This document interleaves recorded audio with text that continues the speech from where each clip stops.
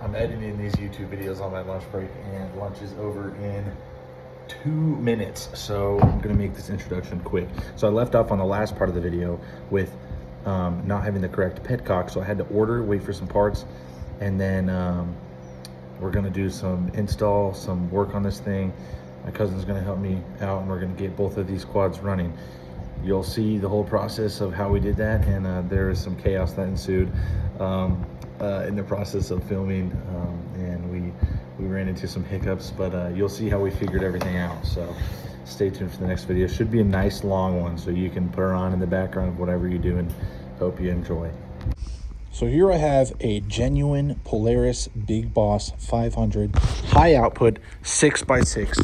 Yes, I have power to these back wheels, and yes, it is not a trailer. It has suspension. This is actually part of the quad. Everybody goes, cool trailer with matching tire. No, it's literally one part. It's one piece. So I have a drive that goes all the way back to these back wheels. So these back wheels actually have power and actually provide traction and speed going down the road. Here I have a bunch of parts. So I'm gonna clean everything, put the new petcock that was cracked on this tank, reassemble and clean all this crap, all this just junk, clean everything up, fix the brake, and get this thing going. So take my icon set, stick it right here, disassemble the old petcock. We got our gasket on there that it came with. It's a little cork gasket, good for fuel, and that slides right down on there. And that looks like it's going to seal up nice. Make sure that this is outward and the fuel line is pointing forward to the nose of the tank. Then we'll stick in our hardware. Yeah, that was good. That was good speech level 1. Then we will tighten this bad boy down, and don't over tighten because that cork will crack. Nobody wants a cracky cork or a corky crack. I just go real gentle with her because you don't want to smash that gasket unevenly. Just real gentle, real gingerly. All right, now that that's reassembled, we're going to chuck some water in here, or fuel if you got fuel, and then we'll leak check it. All right, got my old compressor from 1857. Yeah, listen, just farted. Got our fuel check going. You can see the liquid down in there, maybe if the light hits it. All right, there's our reserve tank. I'm sorry, the top one was our regular. This is our reserve, so it needs to be higher up a little bit. Or wait, other way around. Yeah, the top one is our reserve because it's empty and it's running. This is our regular fuel tank. So maybe if we tilt it, it'll actually better flow. There you go. So there's a regular. You can see the flow rate's different. And then this is off, and it is not leaking. It's been sitting for about 5 minutes, and the gasket's holding. So we are good for reassembly. I'm going to shake this thing up, put a filter, pour this fuel back in there, and then use the air gun to blow it all out so everything evaporates. There's no water, there's nothing dirty in there. So we're going to clean this out. Reassembly. Here we go. My videotaping skills are crap. Blow this baby out a little bit.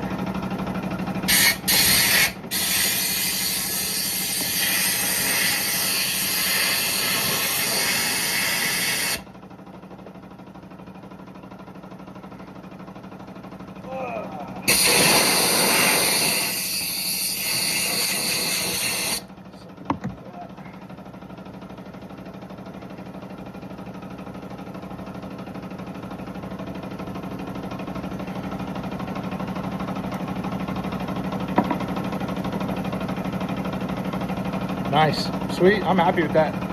This looks spanking clean. There's some yellowing down in there. There you go, you can kind of see right there, but no debris, and that's good. We don't want any chunks of dirt or anything in there, so I'm happy. This is about one of the cleanest tanks I've ever run. I pulled her out of the barn here because I need space to work on her, so we'll be able to get everything out of the way and reassemble right here. As you can see, this is my fuel guy, and that component right down in there is what actuates my petcock. So we gotta confirm that fits. All right, so here's our fuel line. I just reattached it here. I'm gonna have to get some needle nose pliers in here and get this line to go over that thing again. Okay, I got a legitimate tripod set up here, and that is going to be significantly better than, my hands might be in the way, but whatever, than me trying to do this with one hand. Okay, so here's what we're going to do. Take that fuel line off. We're going to move this to the front.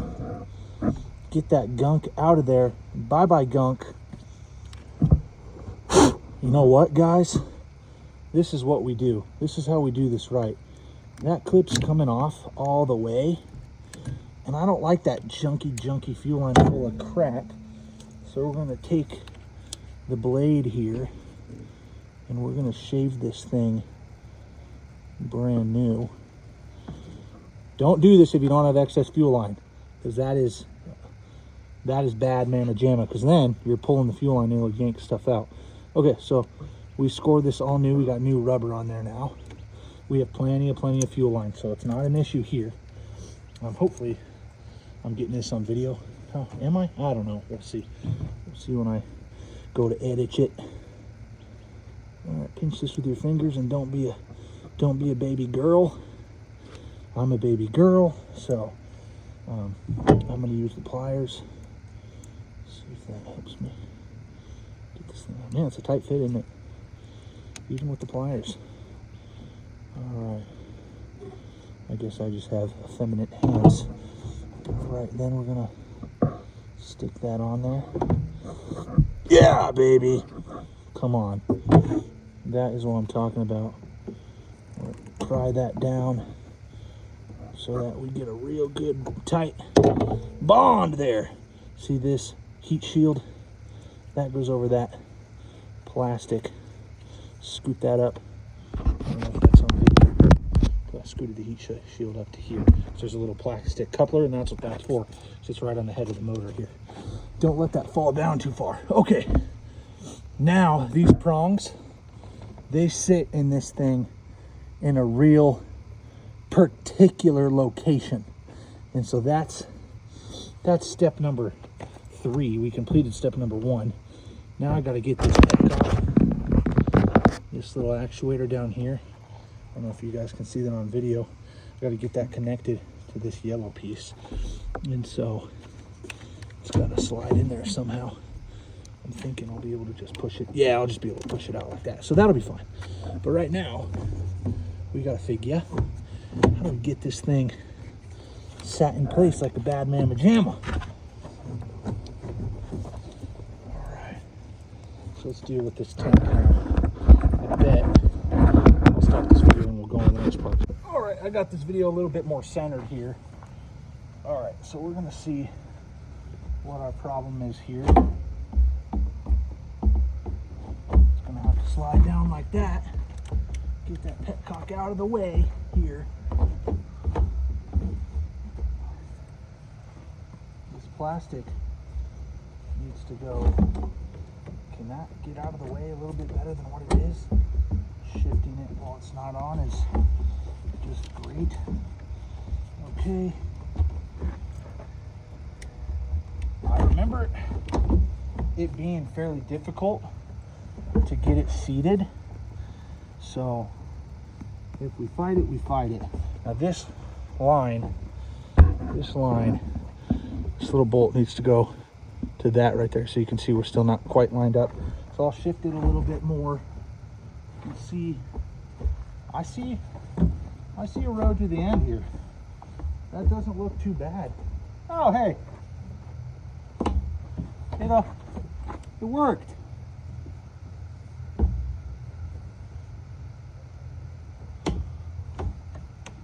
There was a line in the way. I'll shift that thing into place.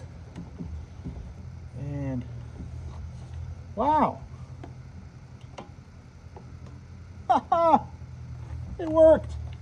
I'm pleasantly surprised. Okay, now there was something funky about these brackets. These brackets here. Don't forget your little spacers. These spacers go right here to kind of hold your tank in place.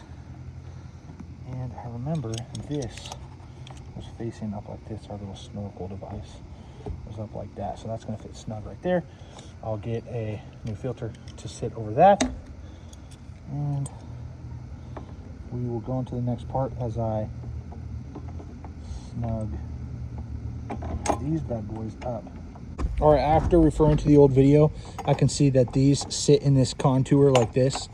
They're not flipped around the other way, and they are different parts. So this is a 155 that goes on the right side. This is a 154 that goes on the left side.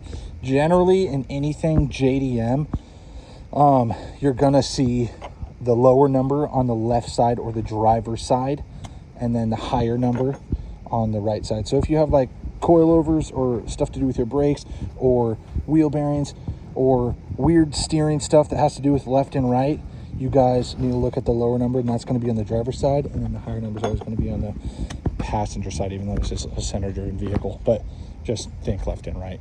Obviously, like you read a book and you count 1, 2, 3, 4, 5 from left to right. It's that whole vibe. All right, so we'll buckle these down and we'll keep assembling. All right, so I got this tripod set up here, and we're just going to go ahead for the assembly. I believe that these guys could be zipped down in there now. We'll go get them started. Obviously put some upward pressure on here. You don't want to torque your hardware to the side while you're cranking them down, because then you're gonna chew up your threads. Guys, my goal with this YouTube channel is just to send videos to my friends, because a lot of them moved away, and it's kind of my way to hang out with them from a distance. And I just enjoy doing this. It just makes me, kind of at peace after a day at work, and it's always fun. So when I say watch your threads and stuff like that, I'm not trying to bark to you or be some expert mechanic or whatever. I'm just telling you what my grandpa taught me, and a lot of kids in the younger generation, they don't know these things, and I'm really trying to push the trades in this ministry idea of getting the older guys to leave legacy and get these younger men to really strive to be hard workers and have good morals and be sober-minded and prudent and read the Bible and love their wives and get married in general and have babies. The whole Charlie Kirk experience there. He's a great man. I went to church with him, and he was a local here. He lived just a couple miles up the road. I pray for his family whenever I think about it. Our country was a better place with him in place, and so I hope to be a glimmer of light like he was. And that's our goal as young men, is to come together, to form a three-stranded rope with your wife in the Lord, and to sharpen each other as men and be exemplify that Bible verse, as iron sharpens iron. So I got these buckled back up, and remember, these are 90 degrees. They're parallel with each other. They don't canter at all. And I got this thing assembled on here. We're going to run it without the filter for now, just to start it, because I'm still waiting on the filter. This one's good, but this is your kind of pre-filter. For now, we're going to run it without. Everything is buckled up there. Now we're just going to go on with this front fairing, and our hardware should go into these clips, and so we'll line them up more if we need to.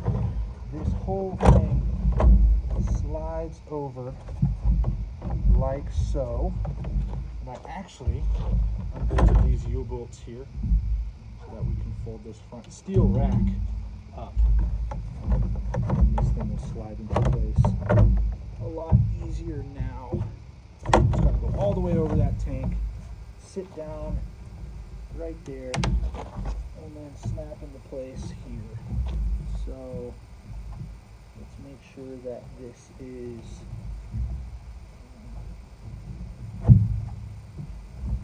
over this like that. We'll snap that into there. That is good, and then we'll do the other side.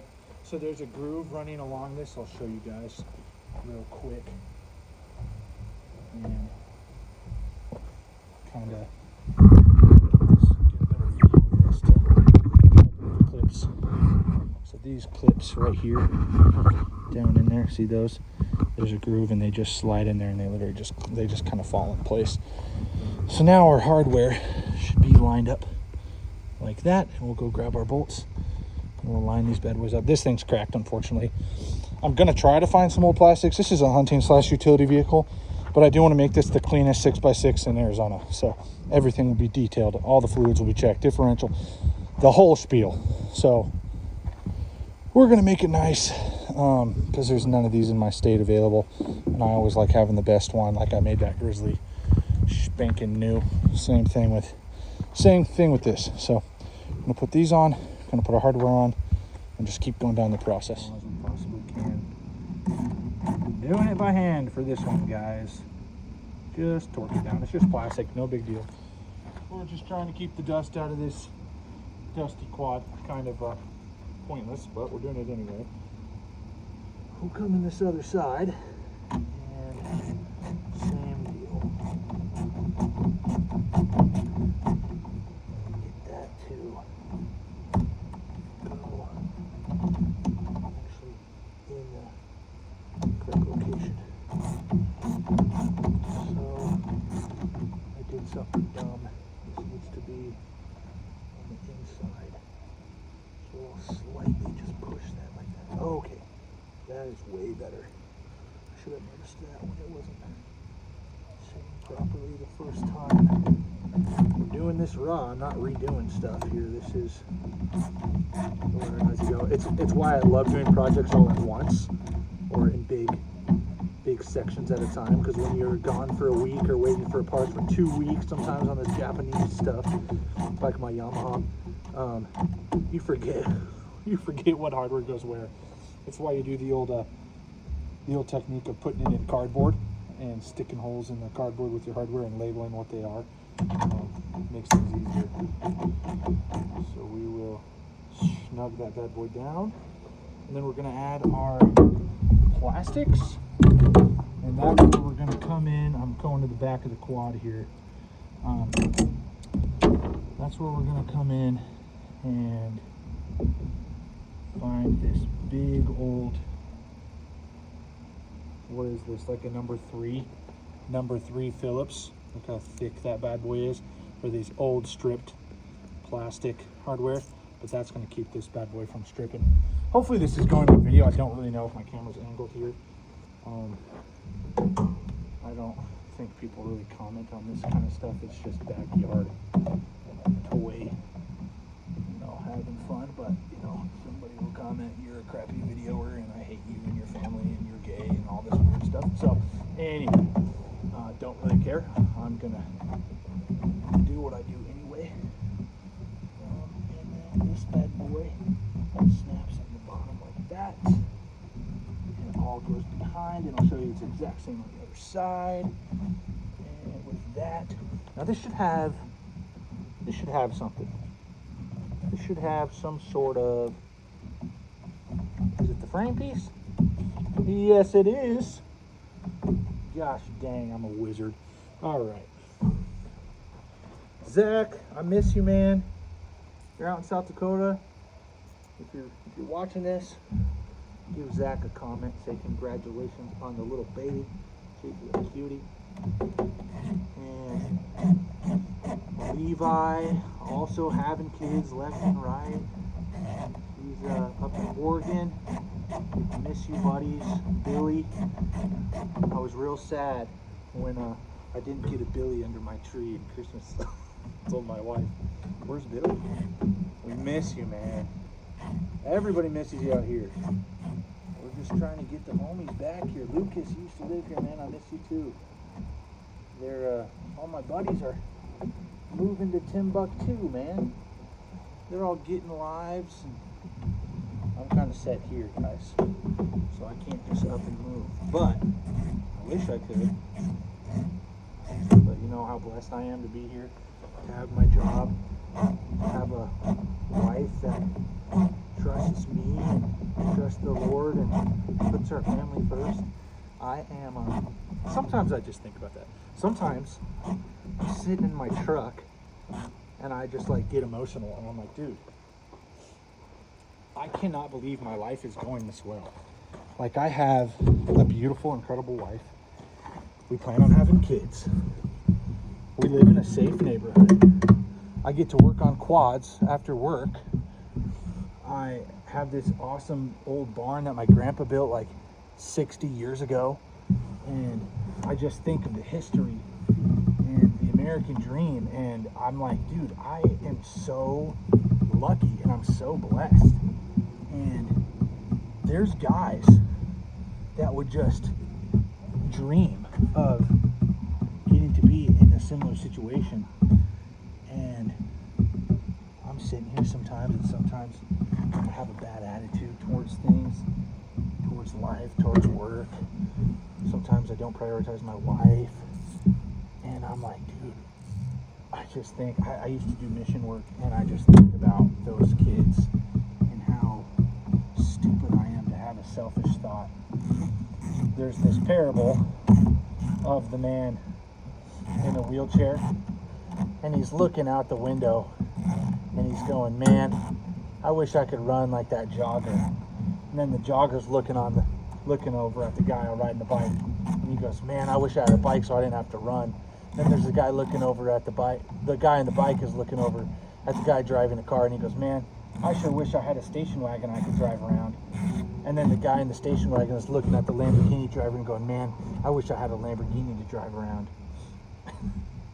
And then the guy in the Lamborghini guy, he looks back up at the guy in the window. He's a young man, and it's an old guy driving the Lamborghini. He goes, man, I wish I was young. The whole point of that is, how stupid is it to compare ourselves to other people? Other people that have better jobs or more money or more time or whatever it is. We just compare and compare and compare. And what do we know, right? What's the proverb? Comparison is the thief of joy. And that's how the devil gets you. You start looking at other people's lives and you go, man, I sure wish that I could be like them. And that's how you start dwelling on all these negatives. Well, my life's not as good as this person. Or this person has this and I never was able to do that. Or this person got a better scholarship or a better education or blah, blah, blah, blah, blah, blah, blah. It just goes on. And you'll dig yourself a grave, guys. The real key to success is looking at yourself, looking at other people and saying good for them, and then looking at yourself and saying, wow, I am so blessed. Just count your blessings, literally. That's the best way to do it. So, something's happening here. To switch gears. I can't get this thing to line up. So, let's find out why.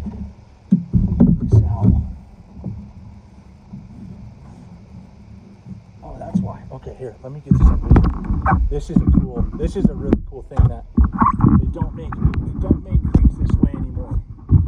Okay, so see how this hole won't line up? It's not, should be able to stick my hardware in there. But look at that. That right there can actually slide up and I can make it match up. And they don't do stuff like that anymore, guys. And that's the problem with new engineering. This thing is made to go, go, go. And I just saw this hose on video and I'm so glad I did, because that plugs into the top of the tank. So I'm gonna do that really quick. Look at that. Look at my blessings right as I'm talking about that. I revealed to myself that I forgot something. So let's fix that right now and then we'll put this thing back on. That is okay, so as I'm disassembling, this light is on my head. As I'm disassembling here, I drop this piece of hardware down where, can we see it? Here's another feature that's cool about this thing, is I can shine a laser. So that's where it is. I just hit it with my laser right there. So the cool thing about this light is it's got this magnetic base. So we're gonna try to stick that down there and grab that piece of hardware that I just dropped.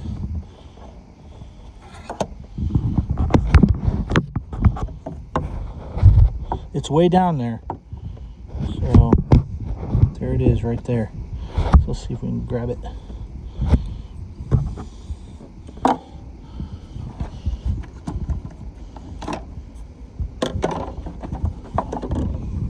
So things like this happen pretty often with me. I got big old fingers and drop stuff quite a bit. So I use this on the job every day. I'm trying to focus to not drop it.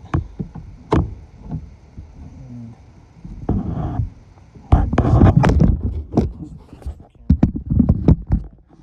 little bit better.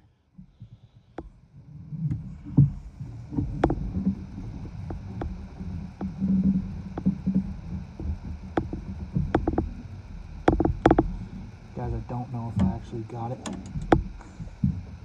I got it. Okay. That was hilarious. Oh, this thing works, man. Oh, this is the Klein light that I love. All right, so this is almost disassembled enough. We'll get this disassembled and I'll show you what I missed there with that hose. So I think we're recording. And this is what I missed. This little dinky thing.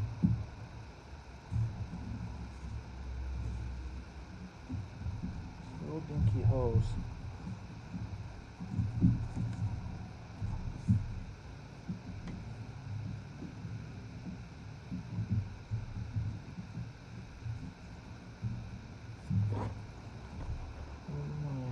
Going here. I think it's supposed to go all the way back here. So let me look where this thing is.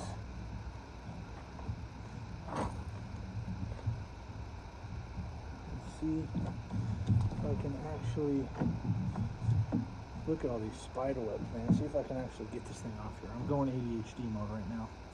Trying to beat the sun.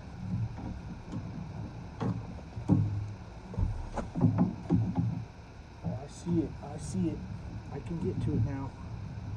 And there we go. And that snaps into here. This little groove. Doing this the right way. I'm happy.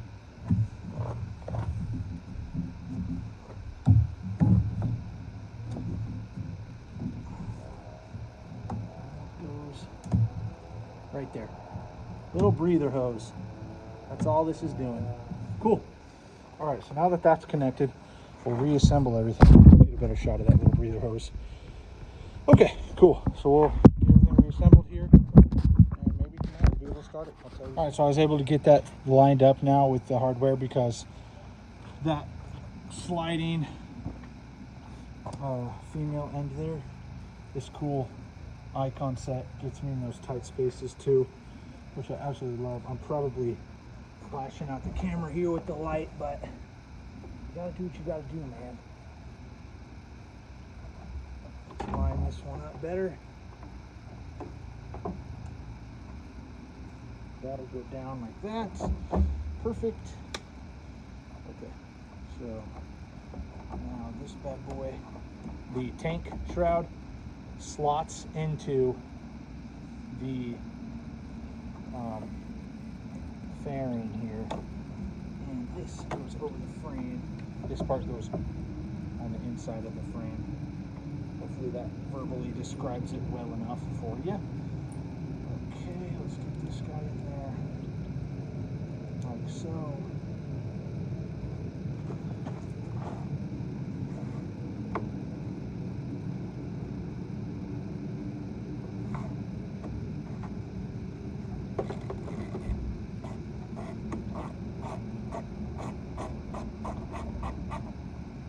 That.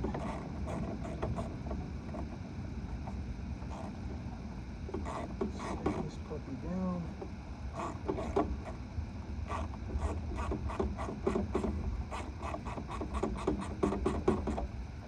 Snug. Don't over tighten plastics, they will crack on you. Crack like the Grand Canyon. Okay, now this can go down. I have no idea where this electrical was without getting smashed. Yeah, that's not making a whole lot of sense to me. I guess that's it. Okay, that's how it was then. If that's not getting smashed, it's not getting smashed. Okay, so I'll put these U-bolts back down like so.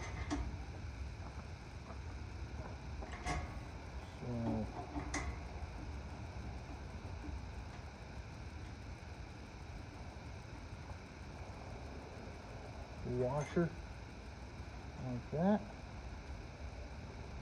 U-bolt. Bam. I like this folding rack quite a bit. It's pretty neat. Oh wait, I know what was happening. That went, okay.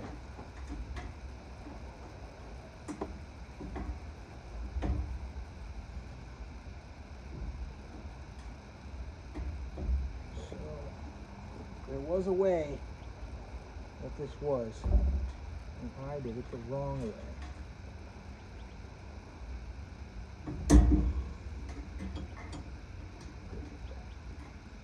Okay, now I got it.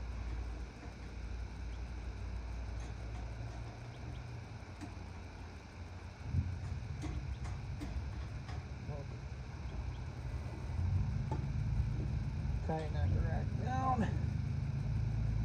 Cool. Hopefully I won't ever have to take that rack off or anything. It's most of the time it's not in the way. That keeps this fairing down here. Oh, okay, good. I didn't know if I was recording or not. I might have just been talking to the wind like a sociopath. That's great. Put that one up in there. The washer goes down. The wing nut goes on. I sure hope this battery isn't dead. That would suck.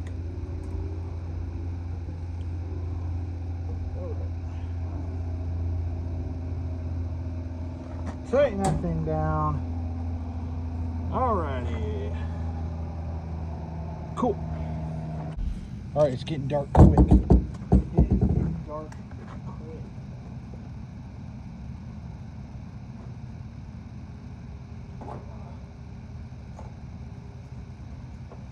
I sure hope the key to this thing is in my truck. Hope I didn't forget any fuel lines either. That would suck. We'll find out right now.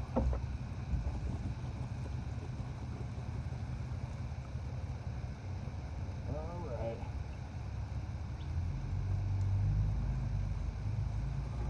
Okay, I don't want to make it super full, because if there is a leak, that would suck.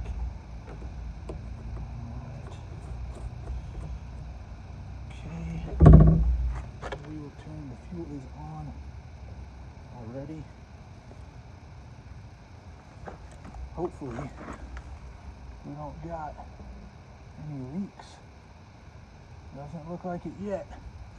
Okay. Check our oil real quick.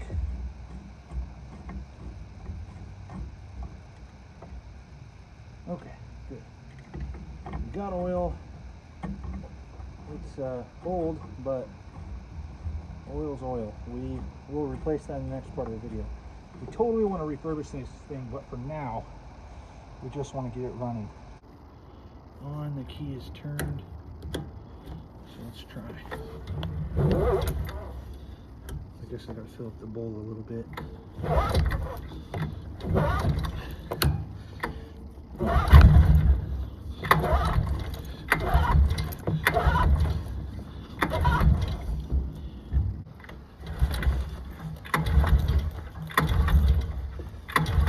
What the heck?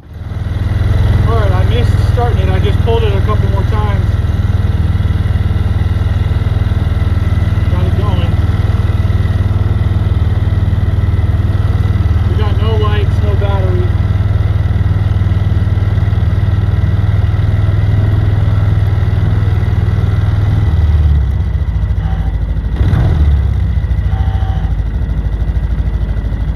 It's idling now. Okay, so battery's dead. I'm gonna have to put it on the trickle charger pretty much at all times, and then We're gonna do a deep clean on this thing, an oil change, a coolant check, new spark plug boot, obviously new filter. I'm gonna take that CVT cover off right there, that thing, and check that belt out. But it is pull startable, so if you don't have any battery on the trail, I just did pull start it. It's just a bear to do it. I'm a big guy and it took about 10 solid pulls, so that's a cold start. I turned the choke off now, so it is idling, which is exciting. So we're gonna just let it warm up a little bit, and then I'll probably just rip it back and forth a wee little bit, and I'll call it a night. Got to go find a battery charger for next time, so that it just starts. Look, as soon as I let the throttle off and it goes back down, this bike wants to die. This vehicle is equipped with a Polaris electronic throttle control ETC to reduce something if stuck or frozen throttle. Please refer to your owner's manual for details. I have a feeling that the bike will stay running if I adjust it to be open right about there. I don't think it's a carb issue because it's been freshly cleaned. So if I can adjust this thing a little bit, I have a feeling this thing will idle a lot better. So I'm holding the throttle open so this electronic actuator doesn't ground, and it's idling. So I'm gonna cut these wires, and if it idles, we know what the problem is. Huge important fact I need to videotape. This petcock orientation is actually different. This is off, middle is off, down is reserve, up is on. So on, off, and reserve.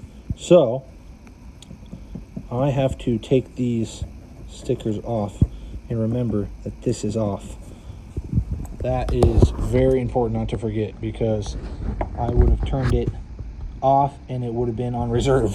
So we just cleaned the bolt out, it died, and I'll remember that and keep this video for next time.